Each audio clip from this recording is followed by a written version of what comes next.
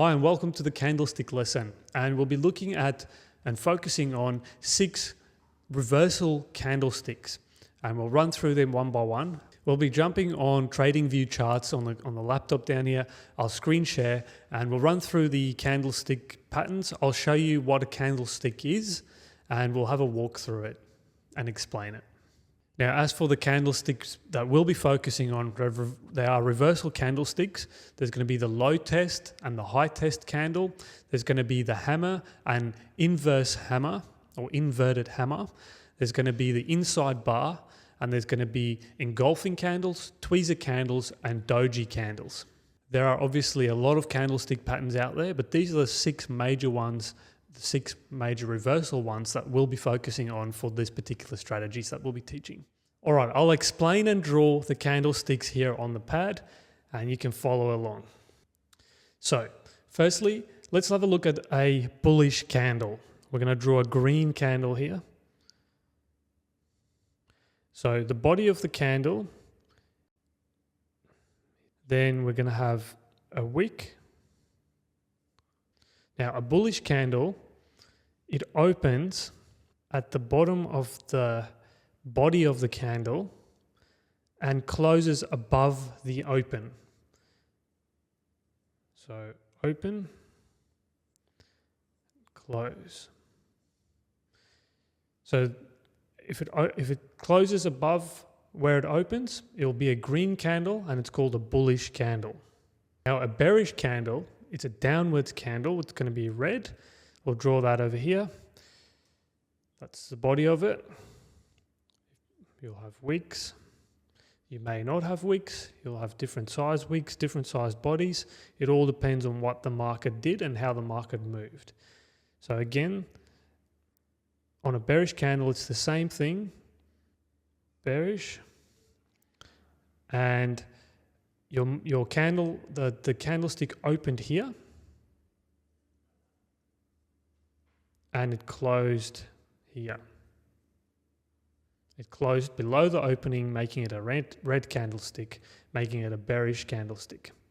Okay, now firstly, let's jump on the charts here and I'll show you what a candlestick is.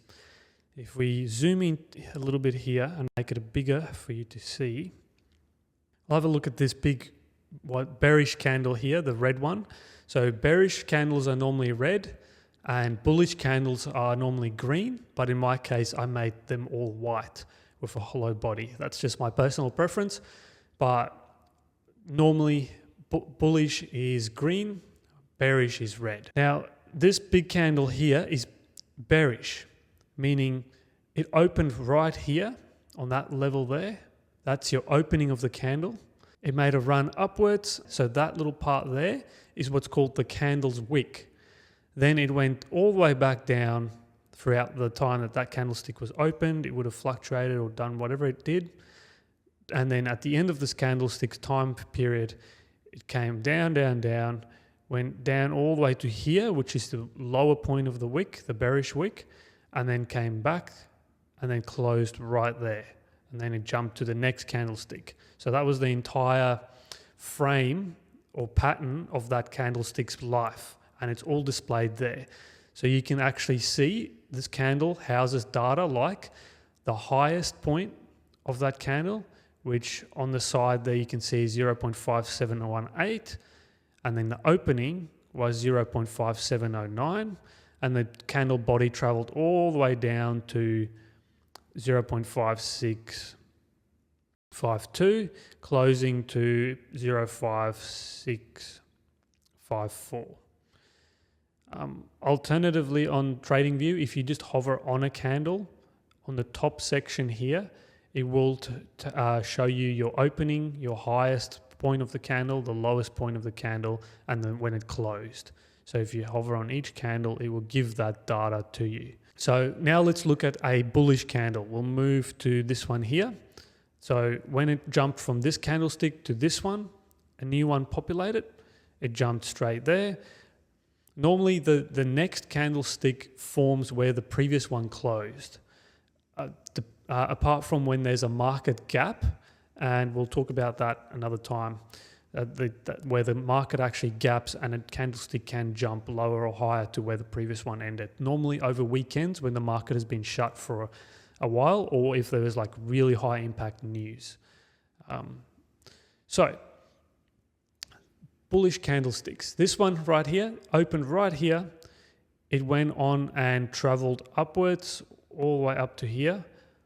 By the way, it could have gone either way. It could have opened here, traveled downwards, and then upwards, and then back here, or in any of those combinations. But all this is telling us that at one point in this candle's life, it reached all the way up to here, and it reached all the way down to here, but opening here, and at the end of the candle cycle, closing here. Now, how do you know when this candle has, the time frame of this candle has ended its cycle? Well, that's depending on what time frame you're viewing the charts on. So in this one, we're looking at the daily time frame. The daily time frame, meaning each one of these candles is exactly 1 day old.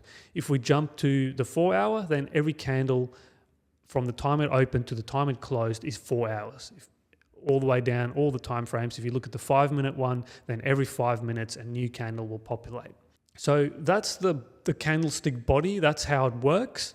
Then now we're going to look at different types of candlesticks and different patterns that all tell a story.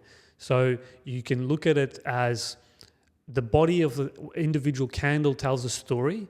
Then there's different candlestick formations that can either single candlestick tell a pattern, or multiple ones can start forming a pattern.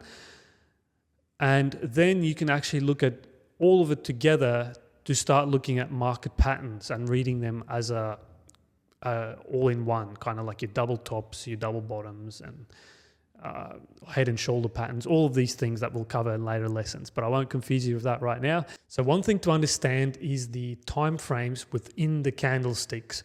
We will mainly be focusing across 6 different time frames: the quarterly sometimes, mainly the monthly, the weekly, the daily, the 4-hour chart, the 1-hour chart, and the 5-minute chart. So for instance, one weekly candlestick, that one weekly candlestick will have in it 5 daily candlesticks. So 5 of them in there, because the market is open 5 days a week when you trade Forex. If it was crypto, there'd be 7 daily candlesticks within a weekly candlestick. So same goes for all the candlesticks, every time frame.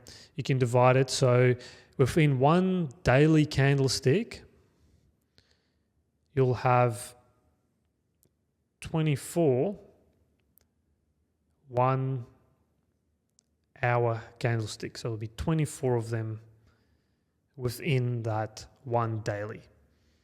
And it goes on, and you can divide it in so that you can start to see that on the higher time frames, say one of your reversal candlesticks, whether it be low test, high test, doji, whichever one, is one candlestick on the higher time frame, but on the lower time frame, it can actually be a pattern in itself.